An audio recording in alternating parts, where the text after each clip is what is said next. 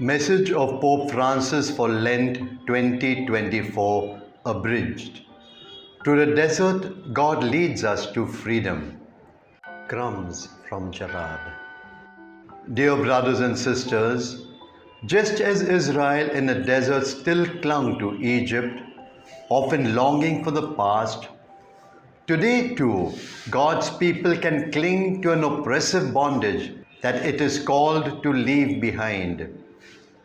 If our celebration of Lent is to be concrete, the first step is to desire to open our eyes to reality.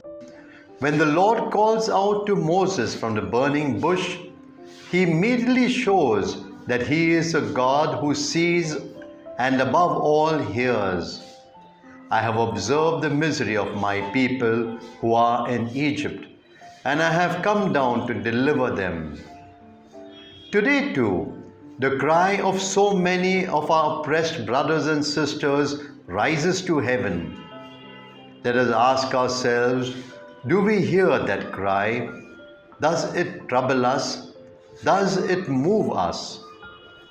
Our Lenten journey will be concrete if we realize that even today we remain under the rule of Pharaoh, a rule that makes us weary and indifferent.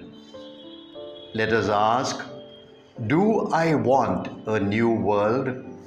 Am I ready to leave behind my compromises with the old? Lent is a time of conversion, a time of freedom. The desert is the place where our freedom can mature in a personal decision not to fall back into slavery. This, however, entails a struggle. Even more to be feared than Pharaoh are the idols that we set up for ourselves. We can become attached to money, to certain projects, ideas or goals, to our position, to our tradition, even to certain individuals. Instead of making us move forward, they paralyze us. Instead of encounter, they create conflict. It is a time to act, and in Lent, to act also means to pause. To pause in prayer in order to receive the Word of God. To pause like the Samaritan in the presence of a wounded brother or sister. Love of God and love of neighbor are one love. For this reason, prayer, almsgiving, fasting are not three unrelated acts, but a single movement of openness and self-emptying, in which we cast out the idols that weigh us down, the attachments that imprison us.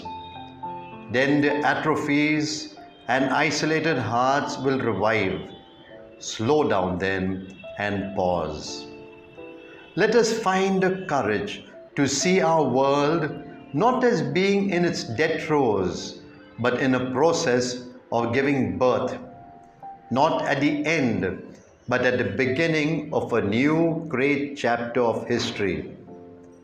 I bless all of you and your Lenten journey.